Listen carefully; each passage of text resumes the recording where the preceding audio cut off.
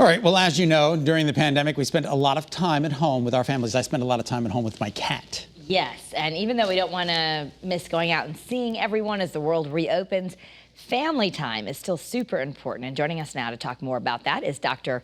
Laura Saunders. Thank you so much for being with us, Doc. It's our weekly therapy session. We love Wednesdays.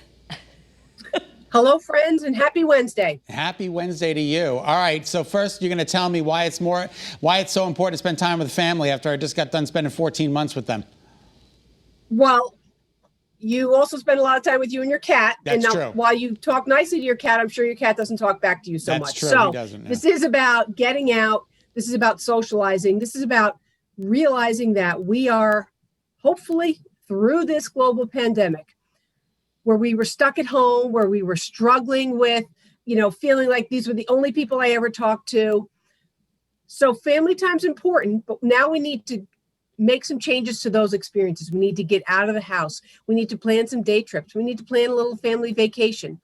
We need to do things because more time with family, but outside the home, gives us a sense of different experiences. It helps us learn conflict resolution. Now, let's hope that your parents aren't having a, knockdown drag out, but the way parents manage conflict and communicate is modeling for their kids.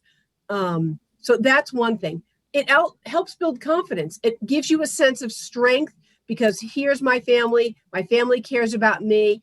I must be valuable enough to be cared about. So it gives you sort of a sense of worth and sense of self. But we need to have experiences that are outside the home. It also helps our physical health as well as our emotional health. So let's get outside. Let's do some things as a family because it really helps create that bonding experience. Do you have a guideline on what is appropriate, like for how much time? Because if you have teenagers in the house, they're looking to be like, didn't I just already have dinner with you? Right. And so that's a great question because we always take a developmental approach. Young children still actually want to spend some time with their parents. They want to do things. But again, I know during COVID, we had to all sit inside and read books and play chess. However, now is the time. Let's get out. Let's do things. Developmentally, young kids want to do active things. We want to keep them active. We want to get them off the couches. We want to get them off the gaming devices. So developmentally, do lots of things with your young kids. Teenagers, you have to have more modified expectations. They don't want to do a ton of things with family, but there's no reason why, sitting down at a family dinner. Family dinners is also a great way to kind of check in with your kids. Actually, the secret that I always say is I don't necessarily ask how my kids are doing. I ask more about their friends, and then I get information about their friends, and then I just assume that they're talking about themselves. So it's a really good way to that's the secret. Get information. Yeah, that's very good. That's very sly there, doctors. I want to go back to conflict resolution because my parents fought in a very unhealthy manner, and I said I would never do that. And I ended up doing it. How do you not repeat what your parents did? That's called therapy. So what if we're still going to therapy and we're still doing what our mothers did? Right, you acknowledge those patterns that were distressing or not healthy, right? You acknowledge those patterns.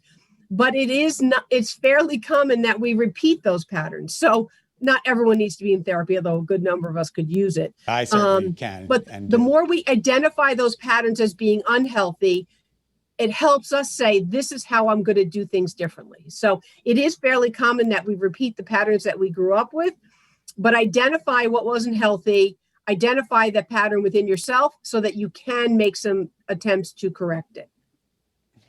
So as we talk about building family time and conflict resolution, sibling fighting, I think, is one of the things. I was reading a blog that it's one of the things that bothers parents the most, siblings fighting. Yet I do know, as someone who grew up with no siblings, that you learn how to resolve. What should we do when you're spending family time together, but the siblings start fighting?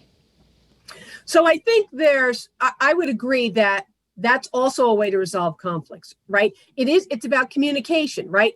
No, I said I was going to sit in the front seat. No, I said I was going to sit in the front seat, right? So there's communication. There's engaging in a sense of compromise. Okay, you sit in the front seat on the way there, I'll sit in the front seat on the way back. And sometimes parents have to intervene with that, as a mediator and with compromise, because then you're teaching kids, oh, this is how we solve problems. It's not by, giving someone a punch. Hopefully not. But for the most part, it's, again, parents stepping in. There is some amount of sibling conflict. It's happened since the beginning of time. We're not going to get rid of that. However, we do want to intervene when it gets a little more heated. But I like to let kids sort of settle some of those things themselves. It's actually not that different when, your child has a conflict with another kid. As parents, I don't think we should always be intervening in those situations. We should really try to let kids work it out as much as possible, because that's how they learn the skills in communication, solving problems, and resolving conflicts. And you say, I guess studies show active family time actually reduces stress as opposed to build stress. Absolutely. So the more you get out, the more you do things, the more you have new experiences. You're creating memories, right? I think so many of us have this memory of, gosh, we were stuck in the house for 15 months.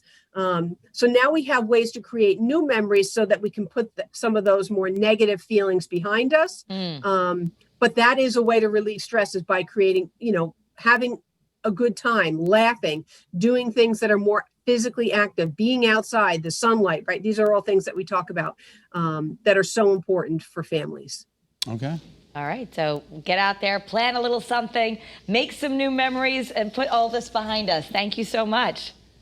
And if you haven't already, get vaccinated. Yeah, get vaccinated. Thank you. That helps you get out there for sure.